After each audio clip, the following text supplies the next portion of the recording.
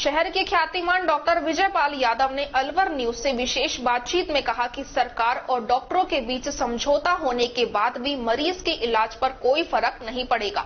चिरंजीवी और आरजीएच योजना का लाभ पूर्व की भांति यथावत मिलता रहेगा। उन्होंने बताया कि अलवर जिले में ऐसा कोई अस्पताल नहीं है जो राज्य सरकार के अनुदान से बना हो। ऐसे में right to health bill Alwar जिले में लागू नहीं होता है। जब प्रदेश की 90% जनता को चिरंजीवी और आरजीएच योजना में लाभ मिल रहा था, ऐसे में आरटीएच बिल की आवश्यकता ही नहीं थी। यह बिल सिर्फ मरीज और चिकित्सकों के बीच विवाद की वजह था। सर, अभी सरकार का जो फैसला है आरटीएच से बात किया तो कौन चिरंजीवी योजना का उनमें लाभ, चिरंजीवी योजना और आरटीएच से जो है गवर्नमेंट की, वो उनमें लाभ मिलेगा नहीं मिलेगा उनको? हरे कृष्ण। देखिए, जो लाभ इस स्ट्राइक से पहले चिरंजीवी और आरजीएच का मिल रहा था वो बिल्कुल वैसे ही मिलता रहेगा, उसमें कोई फेरबदल नहीं है। मरीज आकर के अपना इलाज करा सकते हैं, सभी अस्पतालों में जहाँ जहाँ चिरंजीवी और आरजीएच था वहाँ पे अपना इलाज करवा सकते हैं। इसमें किसी को भी कोई संदेह नहीं होना चाहिए कि हमारा इलाज बंद कर दिया गया। बिल्कुल यथावत जो पहले था वो अभी भी चल रहा है। कौन कौन से हॉस्पिटल जो है आरटीएच में आ रहे हैं, किस तरह के हॉस्पिटल आ रहे हैं? देखिए, आरटीएच में सिर्फ अभी अलवर के में सिर्फ सरकारी हॉस्पिटल, जनरल हॉस्पिटल है, वही आ रहा है। इसके अलावा कोई भी अस्पताल आरटीएच के दायरे में नहीं आ रहा, क्योंकि यहाँ पर जो सरकार ने ना तो प्राइवेट मेडिकल कॉलेज है यहाँ पे, ना यहाँ पे पीपी मोड़ पे जिन्होंने सरकार से अनुदान में जमीन या बिल्डिंग ली हो, इस तरह का कोई भी एक भी अस्पताल नहीं है। इसलिए अलवर जिले के अंदर ये आरटीएच बिल के दायरे में नहीं आ रहे।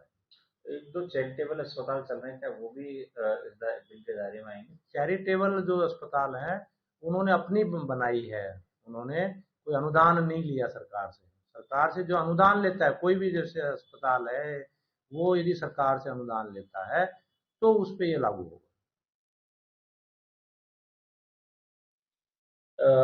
जनता को ऐसा लगता है कि गवर्नमेंट के द्वारा सुविधाएं, हॉस्पिटल खुलता है तो उपलब्ध कराई जाती है, जैसे कि जमीन है तो रियायती दरों पर दी जाती है, या फिर ऋण से मुक्ति कुछ परसेंटेज, क्या कुछ ऐसा है क्या?